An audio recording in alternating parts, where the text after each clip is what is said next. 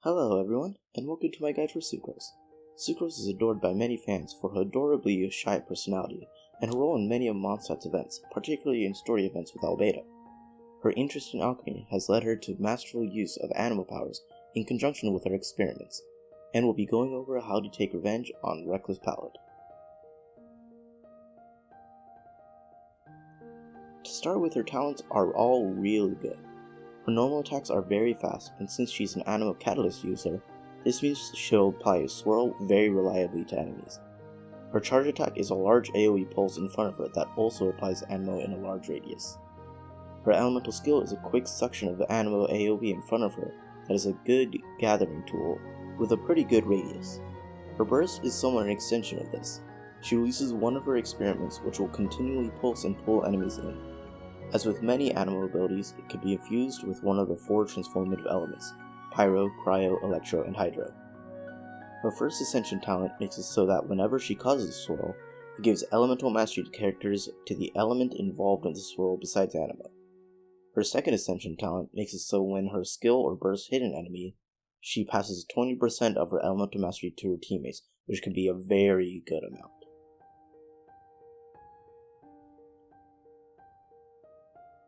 Sucrose's Constellations offer a bunch of utility for a lot of different builds. Her first Constellation gives her another charge for her elemental skill, which is basically always useful, as is her second Constellation, which increases the duration of her burst by 2 seconds. Her third and fifth Constellations are the usual 3 talent levels to her skill and burst respectively. Her fourth Constellation makes it so every 7th normal or charge attack will reduce the cooldown of her E by a random amount between 1 and 7 seconds. This obviously ranges in usefulness depending on luck, but it's basically always appreciated by an on-field playstyle. Her final Constellation makes it so that when her burst absorbs an element, the party gains a 20% elemental damage bonus for that element.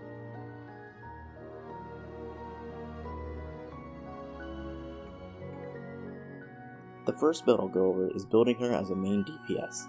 This is a pretty good role for her, as basically everything in her kit is very fast and especially is buffed by her Constellations. For weapons, really all of the 5 stars are good options, with the best being the Kagura's Verity. For 4 stars, the Wood Scythe is the best option, but is inconsistent as usual with that weapon. So I'd recommend the Solar Pearl or Dodico Tails if you have them, and if not, craft either the Mapamare or the Frostbearer, depending on how many reactions the team has. For artifact sets, since this build is mainly meant to focus on Sucrose being the damage dealer, I'd recommend running her with 2-piece Viridescent Venerer and 2-piece of any attack percent sets. I wouldn't recommend going for 4-piece on any of the attack percent sets, mostly because the 4-piece sets either aren't usually advantageous for Sucrose, or they involve not using her full kit, which isn't worth it usually. For the pieces themselves, it's very straightforward, as with most DPS characters: attack sands, animal damage goblet, and a crit hat for whichever stat you need more.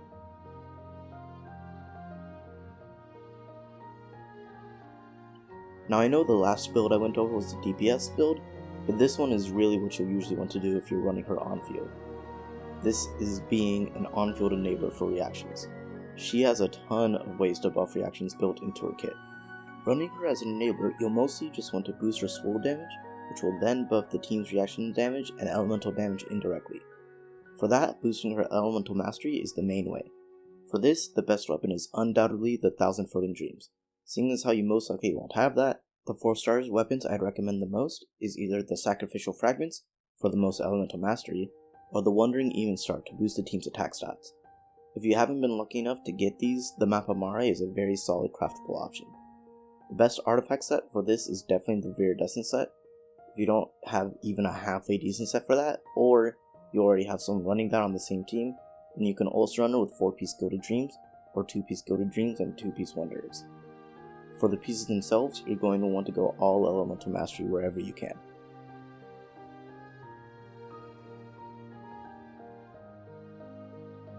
The build I'm going to go over here is very similar to the last one, but does not focus on Sucrose being on-field. The build I'll be going over in this section will be to build Sucrose as an off-field support. As this build is largely the same, I'm not going to repeat myself on most of the things that haven't changed, and will instead talk about some key differences. The first is that the Thrilling Tales of Dragon Slayers is a good option for a weapon. It could possibly be the best option depending on the team and rotation you're going for. Basically, if you have a high damage dealer who scales with attack on the team, Try to have the Thrilling Tales user be right before them in your team rotation. If you want more advice on teams or team rotations, leave a comment and I'll respond to it with anything I can, or if there's enough, I'll make a video on it. For artifact changes for this build, there are 2 things to consider. If there's a Viridescent set user already on the team, there's 2 options. 1. Change them for Sucrose. Sucrose is possibly the best off-field runner of it, as most other characters can fill other off-field roles better than she could. Or 2. Run her with 4-piece noblesse. The last difference for this off-field build is to consider running her with more energy recharge, if you need to, since you'll want her burst to be used off cooldown. Sucrose is a very cute and fun character. She's very powerful in her roles when played right, with the exception of maybe her main DPS role, but she still performs solidly there. If you found this guide helpful in any way, please leave a like on the video and subscribe for more. If you have any questions, comments, or recommendations, please leave a comment. I love talking about this game, so I'm likely to reply. I look forward to any feedback, and with that, bye everyone, have a great day.